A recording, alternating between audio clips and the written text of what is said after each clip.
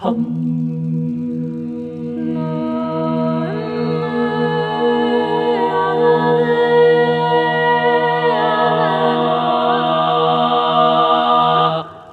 tout le monde, alors je suis heureuse de vous retrouver en ce solstice d'hiver qui aura lieu le vendredi 22 décembre 2023 dans la nuit à 4h27, 3h27 en temps universel.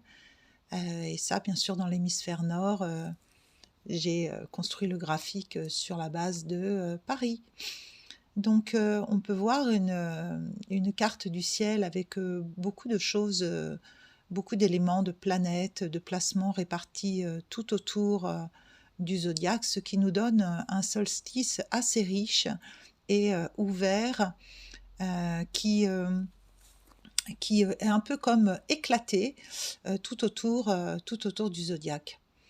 Alors j'ai introduit deux points nouveaux que j'utilise parfois dans les thèmes de naissance, assez rarement cependant, qui sont les points de Hadès et de Vulcain. Alors j'aime beaucoup ces points qui ne sont pas forcément toujours considérés en astrologie classique comme interprétables, mais qui pourtant portent des messages qui, dans cette configuration du solstice, me paraissent intéressantes, d'autant plus qu'elles touchent le secteur de la maison 9, qui est la maison du Sagittaire dont nous sortons pour ce solstice, puisque le soleil rentre dans le signe du Capricorne et sera au degré 00 exactement au moment du solstice. Je trouve ça toujours fascinant de voir à quel point les astres peuvent nous faire des petits clins d'œil quand on veut bien les voir. Certains parlent de portail, d'ouverture, les Celtes parlent évidemment de la fête de Yule, qui est une fête qui met en lumière la période dans laquelle nous rentrons, qui est l'hiver, et qui est une part égale, comme tous les solstices, entre l'ombre et la lumière, puisque c'est la nuit la plus longue de l'année. Alors le fait que le Soleil entre en Capricorne, qui représente lui-même un des signes les plus froids, qui caractérise principalement l'hiver avec le Verseau et le Poisson, on arrive dans l'astrologie de Dane Rudhyar, dans ses symboles sabiens, sur une dominante qui dit que le degré 0, c'est la responsabilité qu'implique toute quête du pouvoir. Une capacité latente en chacun de nous de briguer et d'exercer l'autorité au sein d'une situation collective cruciale. C'est assez intéressant puisque le signe du Capricorne va représenter effectivement les lois, l'autorité. Il va nous parler dans notre thème et en astrologie générale de la façon dont dans la terre froide de l'hiver, dans les traditions, dans les archétypes, dans les mémoires, on va pouvoir regarder comment l'autorité s'exerce en nous. La terre du Capricorne est considérée comme une terre un peu austère, froide, qui retient en elle énormément de sagesse, puisque le maître associé au Capricorne, c'est Saturne. Et justement, Saturne, dans cette partie de l'année, va prendre une place très importante, puisqu'on peut observer dans le graphique qu'il y a comme un grand cerf-volant. Vous pouvez voir les traits bleus là qui sont des sextiles et des trigones qui convergent tous vers la planète Saturne qui se trouve au degré 2 des Poissons, dans la maison 4. Et notre ami Pluton, qui se situe lui sur le dernier degré du même signe du Capricorne, porte un message aussi très clair qui nous parle de la prise d'autorité, prise de responsabilité, de voir le pouvoir de prendre la responsabilité de décisions dont le choix est déterminé grâce à de mûres réflexions en compagnie de ceux qui partagent ce pouvoir. Donc le dernier symbole de la scène du Capricorne, qui est donc rattaché à ce signe, voit l'apogée de la responsabilité sociale ainsi qu'une référence au pouvoir exécutif. Et Pluton finit de travailler encore l'année jusque fin 2024 en faisant des entrées et des sorties dans le signe du Verseau, en restant encore sur ce degré du Capricorne, comme s'il nous demandait vraiment de nous interroger sur la façon dont nous acceptons ce pouvoir exécutif et ces parties autoritaires en nous, et la façon dont on tolère, dont on concilie avec toutes les parts autoritaires dans nos vies et autour dans le monde. D'autant plus que le degré 30 du Capricorne, qui en fait est aussi le degré 0 du Verseau, parle d'une réunion secrète d'hommes d'affaires importants, et on peut voir que c'est exactement ce qui se termine actuellement dans cette période du solstice, et on n'est pas forcément satisfait de ce que les hommes importants de ce monde ont pu mettre en place ou prévoient pour nous. Donc c'est un petit peu comme si nous devions, nous, prendre nos propres responsabilités par rapport au monde que nous voulons voir se déployer quand Pluton va rentrer dans le signe du Verseau fin 2024. Il sera largement temps pour nous de mettre en pratique toute la méthodologie qui se mûrit encore pendant une année, parce qu'après, il va y rester pendant 20 ans, et ça va quand même bien déménager. Donc là, on est un peu comme si on secouait les vieux tapis, comme si on secouait les archétypes en nous et dans ce monde. Et ce solstice, il est là à nous rappeler, avec un Saturne très dominant dans la maison 4, que c'est pour faire bouger nos bases, dans nos bases intérieures, nos fondements, nos fondations à l'intérieur de nos corps, de nos esprits, de nos archétypes personnels, mais aussi dans nos foyers, dans nos familles, et dans les concepts qui gouvernent aussi ce monde. Les trigones de terre et de feu qui sont actifs principalement dans ce solstice nous montrent vraiment que il peut y avoir aussi des tensions très importantes qui s'exercent dans ces domaines-là, et que nous pouvons avoir des montées d'enthousiasme avec un Jupiter qui peut soutenir cela, mais aussi avec le Lion qui envoie depuis le bout du cerf-volant de l'autre côté, en Lion, sur Saturne, un éclairage.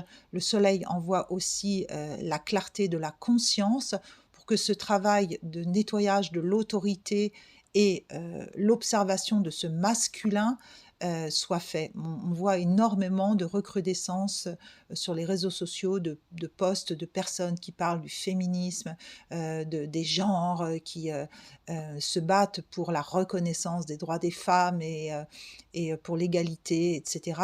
Parce qu'aujourd'hui, il y a comme une espèce de focus sur le patriarcat qui devient un géant au pied d'argile, un peu comme si toute l'eau de la conscience et toute l'eau du poisson venait se déverser dans les pieds de Saturne pour ramollir la Terre, le faire s'ébranler et s'écrouler, pour pouvoir apporter un monde plus égalitaire, plus juste, plus équilibré, et notamment rééquilibrer ce que le féminin a perdu ou n'a jamais reçu depuis la nuit des temps. Alors, pour moi, c'est très clair, puisque en face de Saturne, en opposition directe, nous avons les lunes noires, dont la lune Lilith, la lune vraie. Et là, on peut dire quand même que le message, il est assez fort. Rudyard, il dirait sur le degré 24 du Lion qu'il y a une forme de concentration un peu yogique dans la posture de cette lune noire, de cette Lilith, qui a suffisamment médité sur ses droits, sur ses valeurs, elle s'aperçoit qu'elle vaut de l'or évidemment et qu'elle a été, manipulée, qu'elle a été bafouée, qu'elle a été, utilisée par, une forme de patriarcat pendant toute son existence, qu'elle a été, bannie, du paradis, pour placer, un archétype, plus conforme, plus soumis et plus présentable. Et que Lilith, ces parts insoumises en nous, ces parts, qui ont besoin d'exprimer leur authenticité, aujourd'hui ont envie de s'exprimer et ce qui serait, vraiment intéressant, c'est de voir qu'elle peut l'exprimer par, sa créativité, par sa joie en lion, par, sa force, sa virilité naturelle, car nous avons tous un yang, féminin, ou masculin, en nous et que cette Lilith, elle a envie de montrer sa beauté, sa force et non plus de se montrer comme une petite chose fragile à protéger ou de se conformer à des pressions de l'autorité de Saturne ou du Capricorne avec une forme d'austérité et de violence. Elle a envie d'exprimer pleinement qui elle est, sans écraser, le masculin, sans devenir comme lui, sans le castrer, sans le jeter dehors, mais de lui demander de rester à sa place, de prendre soin d'elle comme elle prend soin de lui, et de la laisser prendre toute sa place, de s'épanouir dans sa lumière, dans la joie du cœur, hein, puisque le lion, c'est quand même l'amour, c'est la famille, c'est l'enfance, c'est la créativité, c'est la joie, c'est ce grand feu de joie. Donc, il y a comme un grand feu de joie qui part du cœur de Lilith et qui est envoyé vers Saturne en lui disant je te tends la main, regarde, à deux, nous pouvons construire un nouveau monde, nous pouvons passer dans cette ère du Verseau ensemble, main dans la main, cessons de nous opposer, cesse de me contraindre et vois en moi l'allié merveilleux que je peux être à côté de toi. Alors ça, c'est une chose. Pourtant, on peut voir quand même que cette lune noire, elle est en apex, donc en double carré tendu, avec Vénus en Scorpion, et qui est conjointe elle-même, pas de près, mais à Pallas, la guerrière, celle qui cherche l'équilibre, la belle Pallas, et à Uranus en maison 7, qui est aussi bien en place dans la maison du couple, des relations proches. Donc on peut sentir quand même que on n'est pas encore dans la pleine réalisation de cette trêve, mais que c'est une proposition qui vient de Lilith et qu'elle l'envoie à son féminin et elle l'envoie à Uranus dans la terre nouvelle qui s'ouvre, en lui demandant lui aussi de l'aider à s'épanouir, à se déployer dans les relations. Mais on sent que là, c'est encore tendu. Ça fait un moment qu'on sent les tensions dans le féminin et une Vénus en Scorpion, bah, elle est quand même pas prête à se laisser faire, hein. Elle est assez magnétique, hein. Elle est un peu éventuellement virulente parce que elle est quand même blessée. Et avant de pouvoir apaiser bah, une blessure, bah, il faut y mettre beaucoup de douceur et puis il faut avoir des preuves. Il faut avoir des preuves que bah, la partie adverse, avec tous les guillemets qu'on peut mettre, est réellement en capacité de ne plus blesser. Donc Vénus, Lilith, reste quand même en observation. Il va falloir à ce féminin quand même des preuves avant de faire pleinement confiance à ce masculin qui a été extrêmement écrasant et dominant pendant très longtemps. Même si là, il n'est pas question de faire des généralités, il n'est pas question de stigmatiser ni les hommes ni le masculin, parce que individuellement et en chacun, il y a des parts de bonté, de générosité merveilleuse. Là, on parle vraiment d'une manière extrêmement collective, générale, et il faut quand même pas se voiler la face à travers le monde. La force yang, la force guerrière, la force masculine, la force meurtrière, elle est quand même très souvent issue de la polarité masculine. Et aujourd'hui, on arrive un peu à l'apothéose, à l'explosion de cela, comme si cela devait à un moment, tellement se voir que cela, puisse, être presque, inévitable pour ouvrir totalement les yeux de chacun et faire sortir aussi le féminin, de ses retranchements. Parce que, toute polarité a sa responsabilité, et le féminin qui s'est laissé, contraindre, doit aussi à un moment, accepter, de sortir de sa princesse, de sa petite fille blessée, de ses espaces, coucounés. Si elle veut, prendre sa place à côté du masculin, il lui faut intégrer pleinement son yang. Et bien sûr, à contrario et en miroir, le masculin doit lui aussi, parfaitement intégrer sa part de sensibilité et d'amour. Et c'est d'ailleurs ce qui est proposé à Saturne, qui est toujours dans le signe du Poisson, et qui est le signe quand même de l'amour absolu, de la connexion à l'amour inconditionnel, qui est, notre bonne étoile. Et là, Saturne, il est pas question non plus de le stigmatiser en mauvais père, mais plutôt comme un grand coach, comme le grand Bouddha, le grand sage, sans aucune connotation religieuse derrière, les parties sages en nous, la maturité qui fait que l'on peut relativiser les choses. Et quand on prend ses responsabilités, donc il n'est plus question d'accuser l'autre, il n'est plus question de se comparer à l'autre, il est question d'équilibre à l'intérieur de soi. Et d'ailleurs, l'équilibre est très important dans cette lunaison également, même s'il n'y a pas d'aspect qui converge vers le nœud sud, qui se situe à 22 degrés de la balance.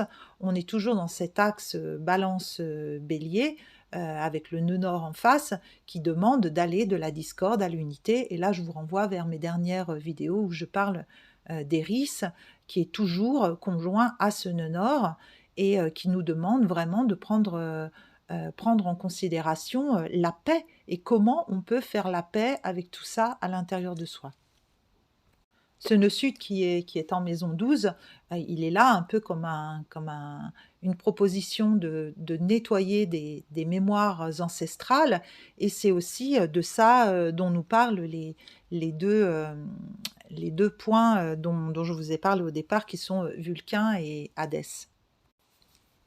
Hadès se situe donc dans le signe du Cancer. Il est pratiquement sur la cuspide de la maison 9. Il est toujours en maison 8, la maison du Scorpion. Donc c'est rigolo parce que quand même Hadès, c'est le maître des enfers.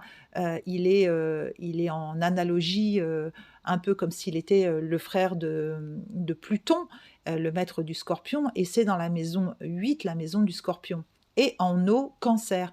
Donc c'est comme si ça nous rappelait d'observer nos mémoires ancestrales, tout ce qui fait enfer et mortifère à l'intérieur de nous. Alors, il est un peu considéré comme le paria du paradis. D'ailleurs, c'est marrant parce que dans paria, j'avais comme quelque chose qui s'est allumé dans ma tête ce matin. Je me disais plagia, paria, voilà, avec toute cette IA qui envahit le monde. C'est comme si aujourd'hui, on était vraiment confronté à de dures formes d'illusions et de réalité, et qui nous était demandé de lâcher les paradis ancestraux, les illusions tenaces. Et justement, c'est Hadès qui a été chassé du paradis, et qui aujourd'hui est considéré comme une hypothétique planète transneptunienne. Et on pourrait parler un petit peu d'Hadès, puisque je trouve que c'est assez intéressant de voir qu'il porte l'idée d'une forme de rigueur intellectuelle. Donc rigueur est un mot qui va très bien au signe du Capricorne aussi, de la discipline qui va très bien avec l'énergie de Saturne. Ça parle aussi de culture, donc de sagesse quelque part, et ça aussi c'est dans l'ambiance du Capricorne. Et ce serait en lien avec une certaine aura et en nous une envie d'apprendre, de réapprendre, de parfaire nos connaissances et puis d'aller, beaucoup plus loin dans la connaissance de ce que nous sommes en tant qu'humains. D'aller creuser profondément, dans ces, mémoires ancestrales. Et puis, il y a une notion également un peu paradoxale d'abnégation et de quelque chose de très altruiste, de très serviable en nous, parce qu'il faut bien penser que toutes les polarités, sont, à la fois, dans leur incarnation, épanouie ou, en devenir, entre guillemets, dans la vibration basse et la vibration haute, il y a toujours du positif et du négatif. Donc il y a quelque chose, qui nous demande de nous détacher, d'observer tous les désordres, toutes les négligences, tout ce que nous avons laissé en désordre, tout ce qui est borderline et pour ne pas dire, borde autre chose, en nous et qui nous demande de réorganiser, de mettre plus de rigueur dans notre travail et dans notre, intellect aujourd'hui et c'est vraiment ce que je ressens dans ce solstice. Il nous est demandé de redresser la barre parce que c'est comme si, dans la tempête, on laissait, toute voile dehors, s'agiter et puis qu'on ne pouvait aller qu'au fond des abysses, en se laissant entraîner par la fureur de ce qui se passe. Alors évidemment, c'est très exigeant, hein, de faire tout ce travail alors qu'on n'a qu'une envie, c'est de se mettre au coin du feu et puis de s'endormir dans une grotte parce qu'on est épuisé, on est fatigué de tous ces mois, de toutes ces années de bouleversement énergétique. Mais, c'est pas, encore le moment de lâcher prise à ce niveau-là parce qu'il y a encore du travail et le temps viendra au repos, mais c'est pas encore, pour le moment. Et le fait que Hadès comme ça soit dans le signe du Cancer, ça appuie vraiment sur cette eau à l'intérieur de nous, ça vient nous chercher dans notre ventre, dans notre utérus, dans les mémoires de la terre, de Gaïa profondément, hein. C'est pas de la rigolade, mais il y a aussi tout l'amour maternel qui est là et n'oubliez pas ce grand cerf-volant qui circule, dans le thème du solstice, qui ramène quand même dans l'énergie du poisson qui est aussi, une eau d'amour, inconditionnelle. Vulcain, c'est, celui qui, se situe, à 3 degrés dans le signe du Lion, en maison 9. Alors lui, il porte l'énergie du dieu du feu et de la force, d'Héphaïstos, hein, un peu le boiteux. Alors ce Vulcain, il est aussi très yang, il est dans la maîtrise, la capacité à transformer les matières brutes. Vous voyez, c'est un peu le forgeron, c'est un peu, celui qui va, transformer, pas le plomb en or, mais qui va révéler le précieux et le raffiner. Il va sortir de la matière brute le joyau, le beau. Alors à force, d'acharnement, de concentration, ce feu va finir par dévoiler sa puissance intérieure et montrer la capacité à surmonter les défis, parce qu'il y a comme une espèce de ténacité, de pugnacité, de résurgence, je dirais également dans ce feu, alimenté par le signe du lion, hein, pour pouvoir justement, transformer, absolument, les situations. Donc on est soutenu par des forces, je dirais volcaniques dans ce solstice pour pouvoir, passer ce cap de transformation, pour aider Pluton à franchir le dernier degré du Capricorne et rentrer dans cette ère du Verseau en 2024 parce que, il va bien falloir quand même que les choses, bougent et évoluent, dans le bon sens. La planète Mars est, carrée, donc en tension avec, Neptune, donc on sent quand même que, heu, ça nous demande un effort. Donc on a besoin comme ça de maîtres, de guides, Je parle pas de faux prophètes et je parle pas de se laisser aller et de rentrer dans des dogmes ou de s'enfermer dans quelque pensée que ce soit. Justement, l'idée, c'est d'en sortir. Mais on a besoin quand même de se relier, de se rassembler dans notre action, de pouvoir se faire confiance les uns les autres, de s'épauler comme une ère de solidarité, parce que là, vraiment, l'œuvre est grande et elle est très exigeante. C'est comme si ce carré à Neptune, il disait qu'il allait falloir vraiment repenser, refondre en nous nos croyances et surtout toutes ces illusions, toutes ces choses qui ont été envoyées dans tous les esprits. D'ailleurs, on a un Mercure qui est conjoint au Soleil en Capricorne, donc c'est un Mercure qui vient travailler en profondeur la pensée, la communication. On a besoin de mettre une conscience claire, une conscience simple, presque de rentrer dans un dépouillement en Capricorne de notre pensée, de lâcher les fausses croyances vraiment et de mettre tout ça à l'humus profondément pour pouvoir se recréer une nouvelle pensée. D'ailleurs, on voit énormément de gens qui disent en ce moment j'ai pas de mémoire, j'arrive pas à me concentrer, j'arrive plus à apprendre, ça m'intéresse plus, j'ai besoin de simplifier, j'ai besoin d'aller à l'essentiel. Eh bien, c'est exactement ça qui est demandé. Laver tous nos espaces encombrés par des millénaires et des millénaires d'histoires, de dramas qui ont été vécus et retransmis et qui s'héritent. Alors ça, c'est aussi ce qu'on voit dans la maison 8, hein, la maison des héritages, des transmissions dans les groupes. Et là, dans cette maison 8, justement, on a l'astéroïde Vesta, notre feu sacré, qui trône sur le 29e degré du Verseau, du Gémeaux, et qui demande comme ça d'alléger les choses. Le 29e degré, excusez-moi, je m'emballe, le 29e degré d'un signe est toujours un degré très karmique, un degré très concentré. Et là, c'est vrai qu'on a quand même Vesta sur le 29e degré des Gémeaux, en maison 8, et ça nous demande comme ça d'aller travailler notre communication, d'alléger notre esprit, d'observer en finesse comment notre feu sacré peut s'alléger, comment on peut communiquer autrement, trouver des nouvelles formes de communication. Le Pluton est également sur le 29e degré et le Soleil, il en sort. Donc on est vraiment sur des propositions de renouveau dans les systèmes de pensée et de croyance. La Lune, elle est en Taureau. Elle est au degré 0. Alors encore un astre qui s'offre le goût du démarrage.